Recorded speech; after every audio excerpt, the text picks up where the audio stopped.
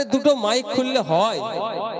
এই মাইক এখানে তো শুধু নাই, বিধানসভার মধ্যে আছে, ওনার মাননীয়ার কানে আমি ভালো করে ঢুকিয়ে দিই।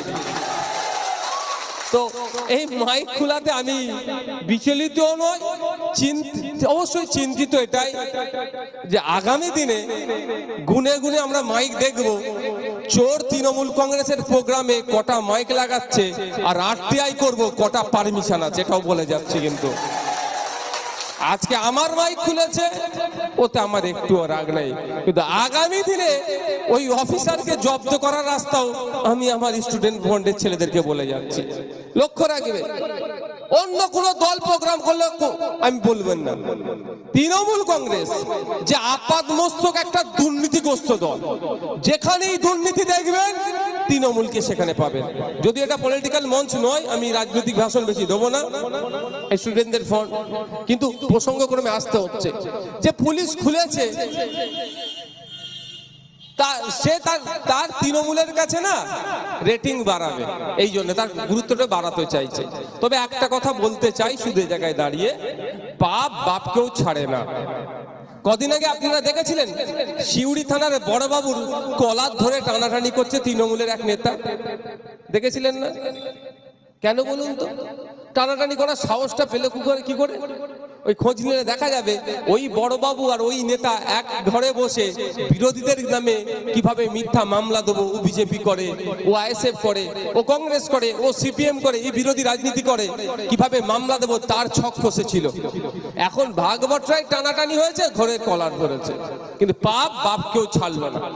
আর সব থেকে লেটেস্ট কি দেখলাম আমরা, অনুব্রত মণ্ডল যে ভাষায় কথা বলেছে ওই ভাষা মঞ্চ থেকে উচ্চারণ করা যায় না ভাই, সেই পুলিশ কি দিয়েছে?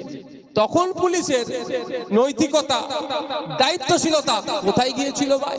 ও শুধু বিরোধীরা মিটিং মিছিল করলে লাঠি উঁচিয়ে ছুটে যাবে মারতে, এই সময় নৈতিকতা, দায়িত্ববোধ জেগে ওঠে না। সৃষ্টিকর্তা যে ভগবানে বিশ্বাসী, কেউ আল্লাহতে বিশ্বাসী, কেউ যীশু খ্রিস্টতে বিশ্বাসী, বা কেউ নাস্তিকতায় বিশ্বাসী, যার। কিন্তু ভারতবর্ষ ধর্মনিরপেক্ষ রাষ্ট্র, এটাই আমাদের দেশের বিউটি, যেখানে হিন্দু, মুসলমান, জৈন, খ্রিস্টান, যে ধর্ম মানে না, যে নাস্তিকতায় বিশ্বাস করে, প্রত্যেকে মাথা তুলে বাঁচতে পারে। কিন্তু একটা অভিশাপ আছে। আজকে দেখছিলাম কয়েকটি ভিডিও যে আজকে বন্ধের একটি লিডারকে, মাজেদুর রহমান সম্ভবত, তাকে বুনিয়াদপুর থানার আইসি স্যার চড় মেরেছে। ওটা চরম অন্যায় করেছে। কিন্তু এটা আমি সাথে বলার কারণ এটাই যে তাহলে এটা করেছে, কিন্তু ওই আইসি রাত্রে ফোন করে মাকে স্ত্রী তুলে গালাগালি করলো, তাকে ধরে জেলের ভাত খাওয়ানো দরকার ছিল, সেটা খাওয়াতে পারলো না। পাপ এখানে পাপ করছে, আর বাপ কেউ ছাড়বে না। ও অন্য তৃণমূলের নেতাদেরকে দিই সৃষ্টিকর্তাকে গালি খাওয়াচ্ছে, খা ভালো করে। আচ্ছা, এখানে আরেকটা কথা বলি, এই ঘটনাটা যদি উত্তরপ্রদেশে হতো, মাজেদুর রহমানকে পুলিশ চড় মেরেছে, এই ঘটনা পশ্চিম বাংলায় ঘটেছে বলে কিছু মুসলিম নেতাদের মুখে আজকে কথা নাই। আমার কথাতে অনেকে তিতে লাগতে পারে, কিচ্ছু করার নেই। যদি উত্তরপ্রদেশ হতো, উত্তরপ্রদেশের বিজেপির পুলিশ মুসলমান লোকটাকে কেমন চড় মারলো দেখলে, এতক্ষণ ফেসবুকে ছিঁড়াছুড়ি হয়ে যেত, সোশ্যাল মিডিয়া এতক্ষণ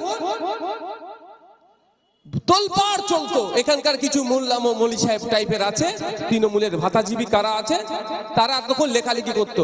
আর পশ্চিম বাংলাতে এই ঘটনা ঘটলো, এখন তাদের মুখে কোনো কথা নাই।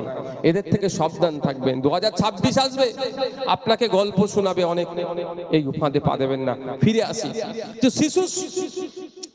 শিশু শ্রম সম্পূর্ণরূপে বন্ধের যে দাবি রেখেছে, আমি এই স্টুডেন্ট ফ্রন্টের সাথে 100% সহমত।